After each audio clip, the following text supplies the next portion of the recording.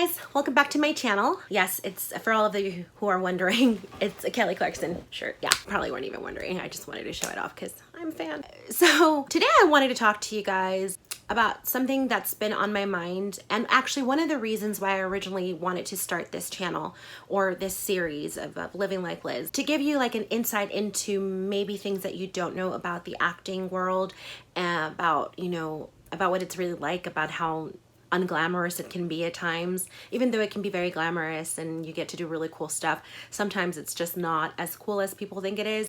And also about the kind of money that we make. And I felt really compelled to do it a lot earlier than I anticipated because of the recent story circulating about Geoffrey Owens, who was in the Bill Cosby show, or the Cosby Show, back in the 80s. And he was seen working as a cashier at Trader Joe's, I think it was like last week or something. And that story went extremely viral, and I was really happy to see that people were, you know, came to his defense, although it didn't have to be defended. You know, the fact that he was, you know, making an honest living as a cashier at Trader Joe's, which, by the way, apparently offers really good benefits and pays really well. But the fact that the original story that came out, the outlet that put it out, sort of seemed to me like they were making fun of him, or in a way degrading him, or just making it seem like, oh, you know, like how the mighty have fallen kind of thing. Because that's the other thing. I feel like people love a good story of success, but they also love to see people fail, which I don't know what it is in us that we sort of get some sort of, I don't know, thrill out of that, or like, because it makes it seem like our lives aren't as bad if that person, you know, rose and fell and, you know, whatnot. So because of that, I'm gonna be very honest about my numbers and what I've made as an actress.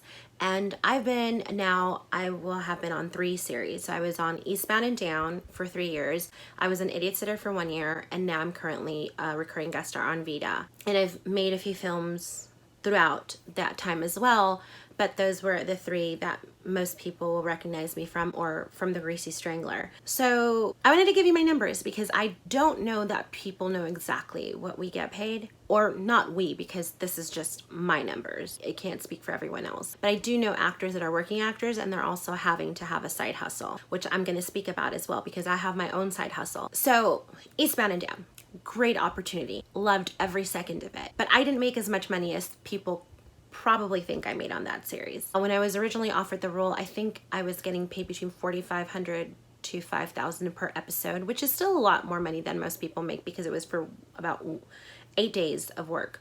And I did 6 out of 7 that year. And I was able to fly to Puerto Rico, which I'd never been to, and that was an amazing experience. And then I went to North Carolina and shot in Wilmington. And that was great because, again, I had never been, probably would have never been to these places had it not been because of Eastbound and Down. I think it was $4,800, but we're gonna go with the $5,000, just like the higher end, just so that I can get simple math for me, because I'm terrible at math. So I did 6 out of 7. I ended up making $30,000, maybe a little bit more because of overtime and whatnot, but let's just go with the basis of $30,000. Once taxes kicked in, which was about, I think I was getting taxed between 37 to 42%. Again, we're gonna go with the higher end just for simple math. And then 10% went to my agent. So 52% of my check was gone before I got it. So I have a little cheat sheet here for me. From the $30,000, I ended up with $14,400, right?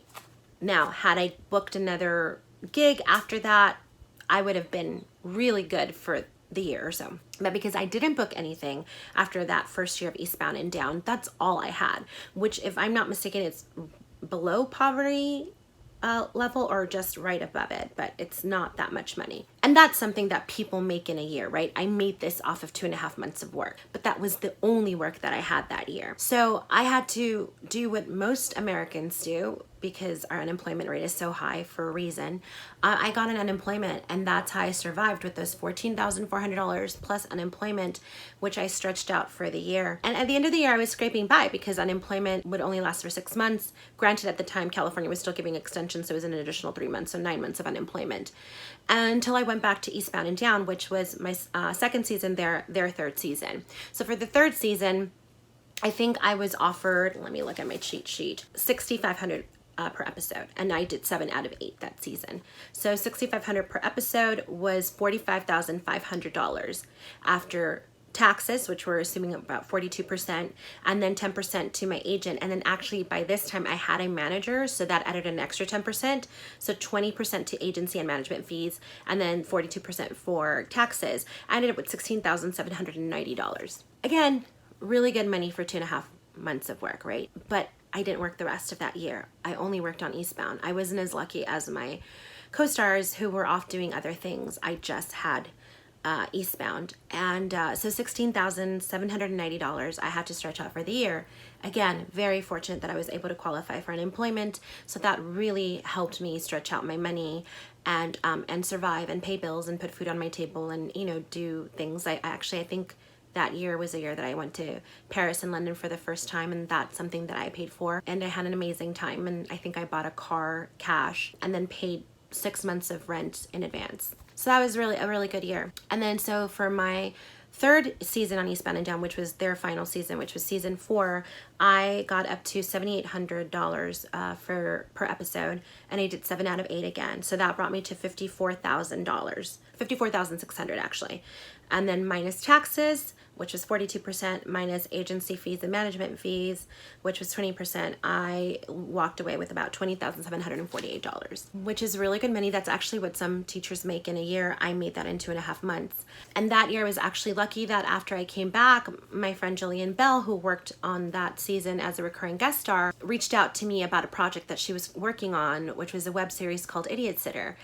And she said they had made an offer to my management and she was hoping that I'd do it. And I said yes. And she's like, you haven't read the project. I'm like, I don't care. You're hilarious. When you told me about this concept, I thought it was really funny and I couldn't wait to see it. And I'm just so happy that you thought of me. So I ended up signing up for that web series. It was, I think, 6 webisodes, and I did 4 out of 6, and I ended up making about $1,400 for the week. Again, taxes, management agency fees came out of that as well. And then I transitioned to a new agency at the end of 2014. And with that new agency, I was offered the role of Susana Valenzuela on the 33, which is that story about the Chilean miners who got caved in 2010. And that was an opportunity that I was so excited for. So in early 2014, because that was 2013. So in early 2014, I flew out to Chile for 7 weeks and shot in Copiapó, which is actually where it happened, Copiapó, Chile. And I was there for 7 weeks, and I was offered $30,000 for that role, which was, again, amazing, a lot of money, taxes, agency fees, management fees. So I think for that one, I walked away with $12,600. But I also got to go to Chile, which I would have never have done on my own. I would have never been able to afford it. And, you know, I got to stay in an amazing hotel, you know, that I lived at for 7 weeks. And I got to meet wonderful people that I'm still friends with and are so amazing. But $12,600 is what I walked away with. And I think I did a short film called Market Hours, and that I think I made just like a few $100s, like maybe $700 for. So those are my numbers for that, right? And then in 2015, so late 2014, I found out that Idiot Sitter was actually being picked up to cable for Comedy Central, and that was the first time I got my biggest offer, which I was offered $13,000 an episode. A lot of money, I know, for 8 days, so basically for a week, so per episode. So $13,000 an episode. I did 8 out of 10. So that math was, again, $104,000, which is the most that I've ever made on paper. And then minus taxes, which was about $43,680, and then management and agency fees, which were $22,880. And then if you throw in a little bit of my lawyer fees and my publicist, that brought me down to about $32,440 that I walked away with. Again, a lot of money for a few months of work. I think we shot from February till May. So definitely a lot of money. And then I was lucky that I had a film right after that, which was The Greasy Strangler. But I only actually made $2,700 on that movie because it was ultra low budget. So we all took a major pay cut. And then from that, I went on to Frat Pack, which I shot in Toronto, or Northern Toronto. And I got $10,000 for 7 weeks of work, but they actually didn't end up paying me and 2 actors right away. It took a few months to pay us, and actually the crew wasn't paid on that film for a very long time. So we had to fight for that money. I think we actually ended up leaking it to Deadline, like 3 of us. We made a pact and we leaked it to Deadline to get it out there to sort of force their hands into paying us, and then they finally did pay us. And actually, I think that movie's currently out on DVD, but that was insane. there was a lot that was going on behind the scenes with the producers and the writers and the director of that film. And yeah, that was not fun. They probably don't think too kindly of me. And likewise, I don't of them either. But I think it's usually actresses, or mostly actresses, I think, are dubbed as bitches and, you know, difficult when we stand up for ourselves and when we demand to be respected and we demand to be paid our worth. So anyways, that was Frat Pack. And then that was 2015. After that, 2016 was a pretty slow year for me, but I did get to work on this wonderful little film. We're actually going to the Boston Film Festival at the end of September, so I think it's the 20th through the 23rd, called Sailboat. And I filmed that in Silver City, New Mexico. Love it. You should go visit it if you can. People are amazing. It's just a beautiful town. It's so quaint. It's just lovely. And the food is amazing. So that was $5,000. And again, agency fees, management fees, taxes.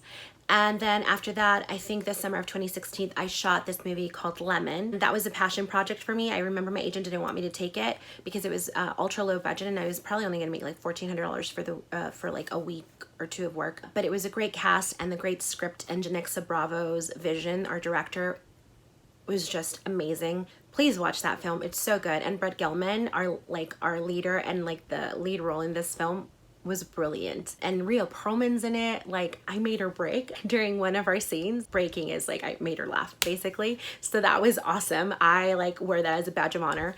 And Sherry Appleby was on it, who I remember watching on Roswell, and has actually worked with my good friend Nick Wexler on Roswell. So anyways, it was a great experience, and I really wanted to do it because it was a passion project. And yeah, I was just so happy with my work and that film in general. So yeah, 2017, I didn't work for a while.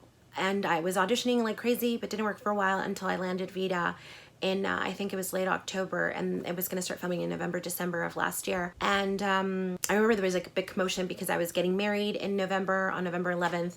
And we were freaking out because I didn't think I was gonna be back in time or like to film on it, and how we were gonna juggle all of that. And I was like, okay, well, I'll fly in for the ceremony and the dinner, and then I'll fly out the next morning. It was like this whole thing, but it ended up working out. I didn't come until episode 3, and then I did 4, 5, and then I was supposed to do 6, but cut out of that, but I still got paid for it. So I was offered just the basic, we were all, I think, on the same level of $52.90. I think I ended up walking away with about $16,000, actually maybe less, because it was 4 episodes for $52.90. You know the drill. Agency fees, management fees, taxes. So I walked with like maybe like 10 grand or something like that. And then I ended up doing this pilot presentation for HBO, which I'm super proud of, and I really hope that it goes to series because it's an amazing story and it needs to be told, especially in this climate, current climate. Unimundo 45. And so I shot that, and that was, it didn't pay a whole lot. Again, passion project, and hoping that it goes to series. And then now I'm on Vida again. And so this year I was offered just $100 more, so it's $53.90. And I've currently shot 2 episodes, but I don't know how many more I'm gonna shoot. But yeah, those are my numbers. So, I mean, you need to take it as you will. I just wanted to be super honest and upfront about it. It's like, we're not, like, yes, we make a lot of money on paper, but what we take home is not what you think we take home, or at least what I take home.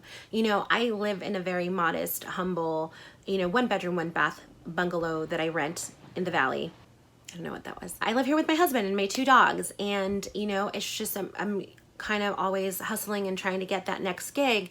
And because I'm always trying to hustle, I had to get a side hustle. So in April of 2017, I got a job at the Gap factory to be exact. And it was just something to bring in a little bit of extra income so that I didn't have to tap into my savings, because then that means that they would deplete faster if I wasn't bringing in some sort of income. You know, unemployment's also been helpful, but you know, that's only 6 months, and then you kind of have to make it work after that. But working at Gap factory has brought in a little bit of income, not a whole lot, obviously, like maybe like an extra $1,000 a month, if that.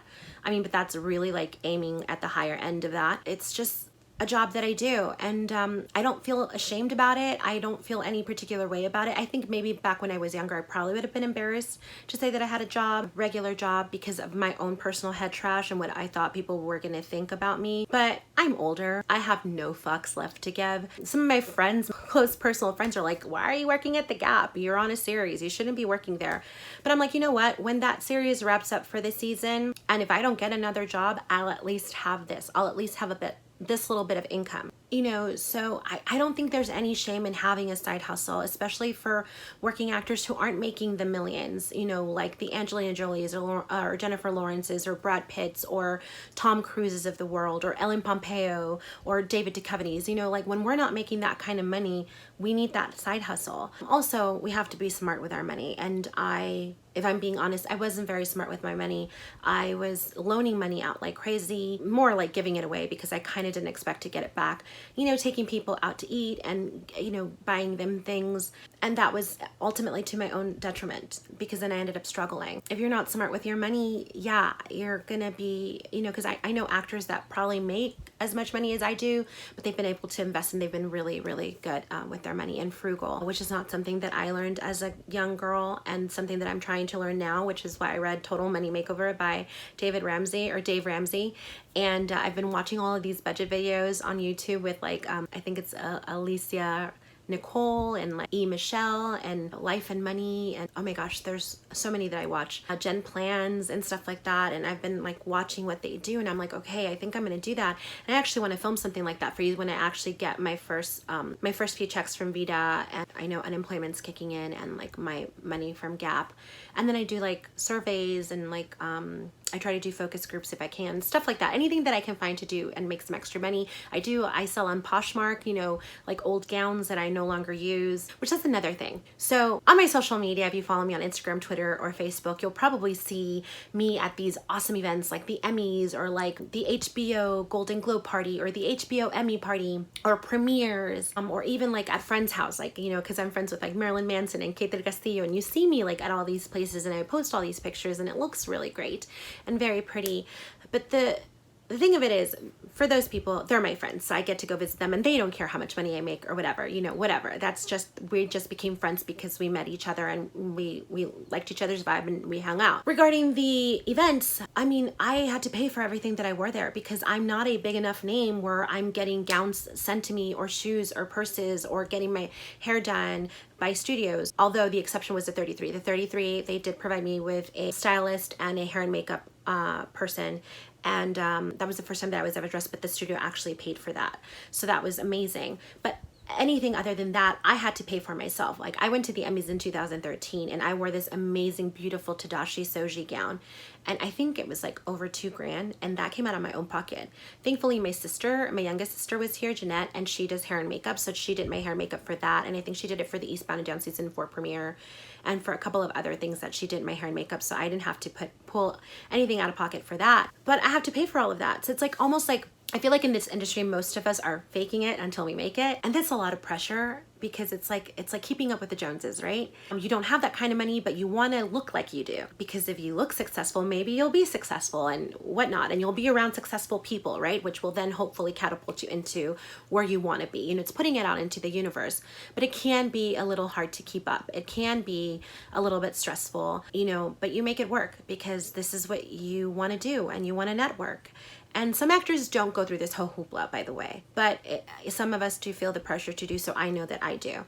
Although as I'm getting older, now I'm kind of starting not to really care and not to show up at those events, but then you want to work, so you want to network and you want to keep your face out there. So it's like this whole thing, you know, because we're a product at the end of the day, you know, like I can't really drastically change my hair. I can't, you know, get like a major tan, especially if I'm on a series. Like I can't, it's a no-no.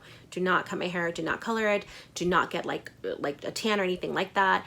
You have to take care of your skin because it's like, it's continuity and whatnot. And also you take headshots, and headshots cost a lot of money. So if you cut your hair, you color your hair, you're darker than before or lighter than before, it's like you have to change your headshots, right? And they cost money. It's like this whole thing that you just really are aware and whatnot. But I feel like I just wanted to share that because I want people to know that it's not all the glitz and glamour that you see. It's like that's something that we are portraying, and it's something that actually social media has made very easy, is of like giving you like a glimpse into our lives, but it's kind of like this fake world that we all create for ourselves. I guess, again, speaking about myself, because it's like what we want to portray out to the world, right? And I'm kind of sick of that. I'm kind of sick of like faking it. So that's why I wanted to create this channel, and that's why I wanted to speak on the whole story about Geoffrey Owens. And I was so sad for him and so upset for him, and the fact that he had to quit that job because of that circus where people were just going because they wanted to see him working at Trader Joe's like a regular person. Like, that was just so outrageous to me. I've gotten recognized at the Gap,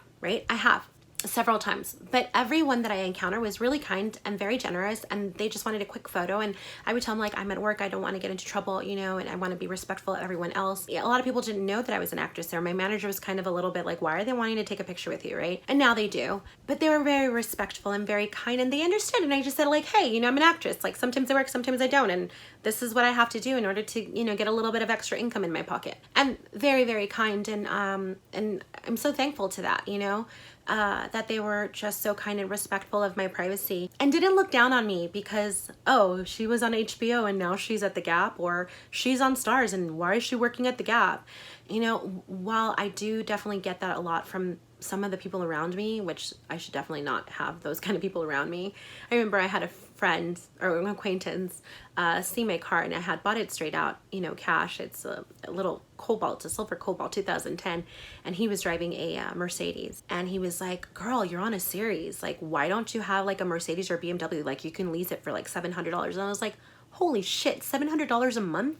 I'm like, no, thank you. That's like my rent. I'm like, you see this? I'm like, at the end of the day, if I lose everything and if I don't even have like a house to live in, I have my car. I paid $8,000 for that cash. I'm like, you're leasing yours for $700 a month. That is insane to me. But that's kind of the mentality or the mindset of certain people. It's like you have to have all of these things that everybody else has so that they can see you differently, right? And meanwhile, you're like living on someone's couch because you're paying $700 for your Mercedes and you can't afford to like eat or like pay rent. So I guess to each his own, right? It's like, I'm not looking down at anyone that does that. If that's what you do, hey, you do you. I just don't want to do that, and I want people to know my truth at least. And gosh, to Geoffrey Owens, like, God, like, seriously, I so respect him for what he said, like, because I know that Tyler Perry reached out to him to offer him a job, and he said that he didn't want to be offered jobs based off of this story going, you know, viral.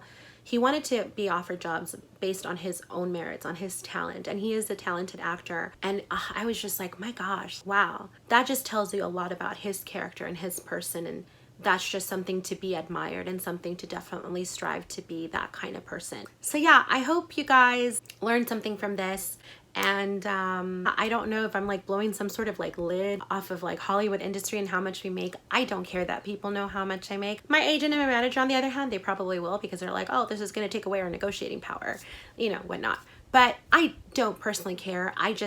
I'm an open book. I will tell anyone anything that they ask me, pretty much, like when it's reasonable, obviously. But yeah, if you have any questions, please ask them below. And if you have any questions about acting, I would be more than happy to answer them for you. I don't know how much I can help because my story is very different to a lot of actors. I was extremely lucky in how I was able to get into this industry, and have continued to be very lucky in the roles that I have gotten.